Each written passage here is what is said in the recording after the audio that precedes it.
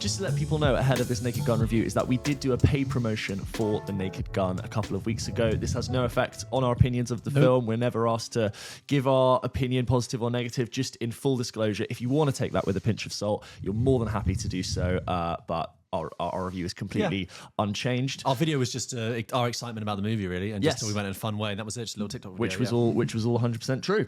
So the Naked Gun 2025 is, I think, one of those examples where it is a reboot and remake type scenario, and sort of sequel as well. Actually, sequel, it's a little bit of everything for a film. Rebooting the Naked Gun series from the late 80s into the early 90s, a film starring famously the great Leslie Nielsen, sadly no longer with us. I think there was originally a TV show. Originally Police Squad, and then they spun off into Police Squad, and a very long-running, successful series of films, iconic comedy style that I think you can see the influences of in so many amazing comedy products that we have today.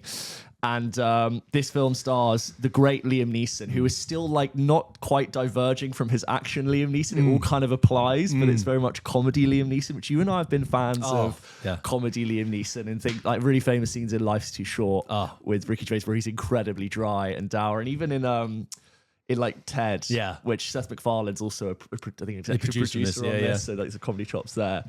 And so this is film picking up, years later. He is actually the son of he's Frank Drebin Jr., who's a police officer like his legendary father, and has to save the police department from shutting itself down by solving a case. Opposed to him is a very suspicious tech billionaire played by Danny Houston called Richard Kane. He is aided, of course, by Beth, played by Pamela Anderson, who's also just she does a really sort of soft indie, was it Last Showgirl that she was in? And then coming back in this with a comedic role. You got Paul Waterhouse knocking around there. Nice to see Liza Koshy in a big mainstream film. You don't know Liza Koshy? She's a really big, huge influencer, but really funny. Who's she in this? She is the other detective, the small female one. You know, the one it's like, did you get all that? That's that bit. She's the person in there. Kevin Durant, I said Paul Waterhauser. And look, it's a really insanely funny action comedy with gag rate, I'd say, of roughly every 30 seconds, almost throughout the entire film. Really, really fast punching. It's directed by Akiva Schaffer, apparently of the Lonely Island squad. Apparently this film has been knocking around for quite a while. It had this film greenlit in 2022, and I think they shot it in the summer of 2023, and now it's out, and it's quite nice to see, the sort of the return of this type of comedy that I think a lot of people have been sorely missing. It's not trying to necessarily reinvent the wheel. It's like a midsummer release in the UK. Funny film, not taking itself too seriously, very, very silly. But George, The Naked Gun 25, how did you find it? I had a really good time with this. I think it's great. It's a breezy 85 minutes with credits, and I think that's crucial here. It's a big, well-budgeted studio comedy that is trying, I think mostly successfully, to make you laugh in any way all of the time. I would actually probably say that every second of this movie there is some joke happening. Like sitcom-like setup, punchline, isn't it? Just all the time. You've got visual jokes, slapstick jokes, dialogue jokes, meta jokes, an extended specific joke about the opening of Mission Impossible Fallout. The kind of movie where someone orders sparkling water and it's a glass of water with a sparkler in it. That kind of joke. A 5-minute snowman sequence. Oh my God, my favourite. The non sequiturs. It is a pure comedy. It's not attached to anything bigger. It's not societal or political or satirical. It is just pure comedy that at every second of the movie is trying to make you laugh in any way you can and give you a good time. And it's just, I love it for that. Did I laugh all the way throughout? Not necessarily, but I chuckled all the way throughout and I had a smile on my face. It's very fun, if not always funny, but always very good fun. Liam Neeson, the master of the deadpan. Master of the deadpan. And delivery, excellent, makes a fool of himself in really, really funny ways. Just the master of comedy there. Pamela Anderson is really game for it. I love Paul Waterhouse's contribution. And it's breezy and it's fun. And I think it's a real nice palate cleanser, actually. There's in the best way possible, there's low stakes, low pressure with this movie. And I think in the highest praise possible, I mean, it's a great plane movie to just put on because there's something that can stimulate you every second. And I just really enjoyed it for that. I took Anna with me. She'd never seen The Naked Gun. She didn't really know what it was about. And she's very quickly, she was like, oh, I see. We're doing silly stuff. Yes. And I was like, yes, it's very intelligent, silly humor. Yeah. I'd happily watch one of these every year. Oh yeah. And I think after something like last week, like Bring Her Back, this is like the perfect tonic to that. If you come out of Bring Her Back and feel a bit, oh my God, go watch The Naked Gun and it'll be set right. I think it's great. And actually, it's not just that it's great. It's like I actually want to celebrate and champion it because it's so rare that we get these things, and it does take a lot of work to construct the comedy like that. So I rate it very highly. I think it was great. For sure. I almost like don't want to try and overburden this film with calling it like a return of comedy or this is what it should be doing. I think like what's really nice about it is that, like you say, breezy. It's just easy comedy and stuff. I don't need to be like, this is the most like epic return of everything we've been missing. Like I miss comedies just being not scared to be comedies, not feeling like they need to be too self-aware as comedies, just an out and out comedy. And the start of The Naked Gun really lends itself to that. Sometimes I feel like with modern comedy films, they're almost like trying to subvert themselves a little bit too much by being like, yeah, we're funny, but we're really self-aware. And all of a sudden, like, that stops being funny as it's really trying to get the plot done. If I may also sorry on that, it's like it's almost like they're a little bit embarrassed to be comedies. Yeah. And they have to be like, oh no, but we're actually about a bigger theme here. Here's our hook, here's our reason. And it's like, no, this is just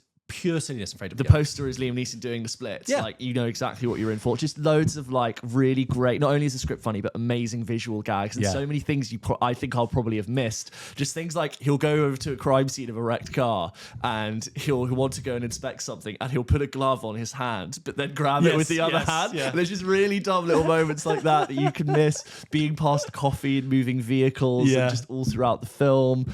Everyone just having loads of fun. Yeah. And I can see like the bones of the Lonely Island in there, which I think is perfectly suited to it. Liam Neeson's a titan. Like I wasn't howling with laughter the whole time, but it did get me really good a few times, and I was just chuckling, and that's all I need this film to be. Yes. And because it's not because I'm like really happy to see this type of film back in the cinema and doing well, I therefore really want to champion it and say you should 100% go and see it. Perfect for the summer. What's the rating, by the way? I want to say it's good for kids. Okay, 15. So not quite good for kids. It's got strong sexual innuendo. I think that's probably it. I'd say like, mature 12 to 13 year olds are all going to really like this. I think have a good time. Yeah, you could take a 12-year-old. So like I'd say teenagers are going to lap it up. Really fun to rewatch. Really fun to watch on a sleepover. Absolutely plain movie, perfect. And I found lots of lines. It goes by it's throwing gags at you the whole time. Yeah. And you miss things naturally because you're laughing at something else or whatever.